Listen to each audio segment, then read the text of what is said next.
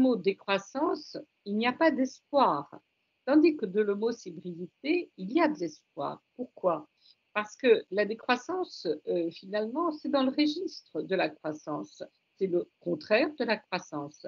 Mais il n'y a pas cette notion qualitative qui me paraît tout à fait important pour reconstruire nos sociétés. C'est un concept évidemment ancien.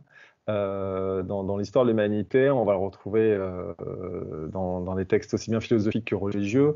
Disons que sur le XXe siècle, la nouveauté un peu apparue sur cette notion qui était plutôt morale, éthique, c'est à la fois de dire effectivement il faut modérer nos consommations, mais il faut aussi un changement dans les modes de production. Et donc on n'est plus tellement sur une valeur uniquement morale et personnelle, mais on commence à dire, à pointer la critique de la société de consommation. Mais au-delà de la modération, c'est le moins mais mieux, ou le mieux avec moins. Donc on est vraiment sur une notion, un contexte qui re-questionne les besoins, le nécessaire, le suffisant, d'où aussi la pluralité de termes, de frugalité, de simplicité, etc. En tout cas, pour une collectivité dans ses compétences, un levier assez évident, parce qu'en plus il touche à la sobriété énergétique, qui est sans doute la plus avancée aujourd'hui dans la réflexion, c'est l'éclairage. Certes, on peut changer les ampoules ou changer les modèles pour ne pas éclairer le ciel, ça c'est de l'efficacité, mais on peut aussi se dire, est-ce que ça sert d'éclairer certains endroits qui n'ont pas d'utilité, parce que par exemple on sait que c'est juste une route sans vélo et sans piétons, ou un parking qui ne sera pas utilisé la nuit, etc., etc. Donc voilà, je rappelle que pour moi, la sobriété, ça doit vraiment être un socle commun, c'est-à-dire que ça doit être un paradigme et que ça peut le devenir, mais ça nécessite une vision un peu attirante, pas juste une contrainte, une réduction de consommation et des privations.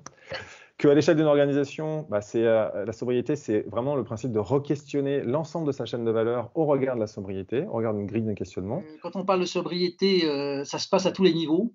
Évidemment au niveau individuel, avec les éco-gestes, par exemple.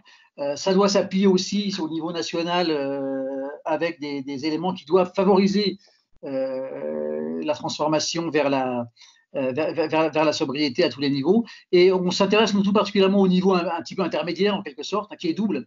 À la fois, c'est celui des collectivités territoriales, vous l'avez dit, et je vais y revenir, je vais développer un petit peu, mais aussi celui des entreprises. On voit que dans l'ensemble des actions qui sont prévues dans le cadre de ces contrats, l'accent est surtout mis, bien sûr, sur les énergies renouvelables et sur l'efficacité énergétique. De plus en plus, on voit que la prise de conscience s'approfondit et la distinction se fait de mieux en mieux entre ces deux notions, donc efficacité énergétique et avoir un volet spécifique, donc sobriété énergétique, et ça se fait donc, je le disais, beaucoup de plus en plus dans ces démarches de formation, d'information auprès des citoyens et des entreprises.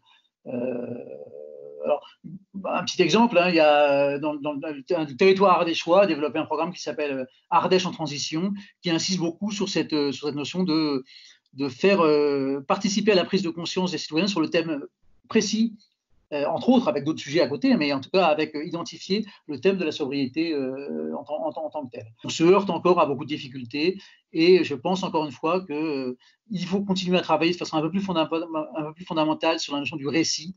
Ce qu'on fait beaucoup avec les territoires, une transition sur un territoire, c'est un récit nouveau sur le territoire.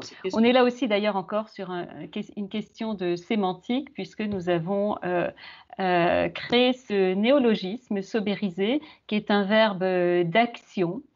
Sobériser, pour nous, c'est justement transformer nos économies, j'ajouterais conventionnelles, nos économies et nos sociétés vers des fonctionnements plus sobres. Il faut en effet que la sobriété, elle soit à la base ou au cœur de l'entreprise.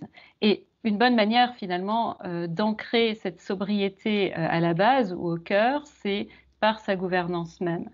On peut se doter d'un conseil d'administration ou d'un groupe au sein du conseil d'administration qui portera plus spécifiquement ces aspects-là. Quid des politiques publiques finalement dans le fait de transformer ou d'aider les entreprises à se transformer vers des manières de fonctionner qui sont plus durables. Alors je pense que sur ces sujets, tous les sujets de durabilité, on est dans des sujets systémiques qui sont extrêmement complexes, dans lesquels il y a des interdépendances dans tous les sens, entre le monde économique, le monde des politiques publiques. Et les entreprises, finalement, peuvent tout à fait saisir des réglementations qui peuvent, de prime abord, être vues comme contraignantes, comme des exigences qui seraient posées. Donc au départ, ce sont des contraintes, mais les entreprises sont souvent capables, avec la résilience qu'on évoquait tout à l'heure, sont capables de s'en saisir aussi comme des opportunités. Donc, le process est bien calé sur le besoin et on sait assumer cette performance-là. Mais on a surtout une offre qui est beaucoup moins émissive, donc c'est 34% d'émissions en moins de CO2 par courrier, donc on est à 32 grammes pour une lettre prioritaire, 21 grammes pour une lettre verte, et puis un prix attractif. Et du coup, en fait, il y a eu une inversion, c'est-à-dire que la lettre verte, elle a capté aujourd'hui 75% des flux de courrier de particuliers, et la lettre prioritaire devient quelque chose qui est utilisé par exception. On a changé l'offre, mais les besoins aussi ont changé, et voilà, on a trouvé une bonne adéquation entre les deux. Donc voilà, une première voie pour sobériser, c'est d'ajuster aux besoins, donc de faire de la sobriété dimensionnelle et de l'usage.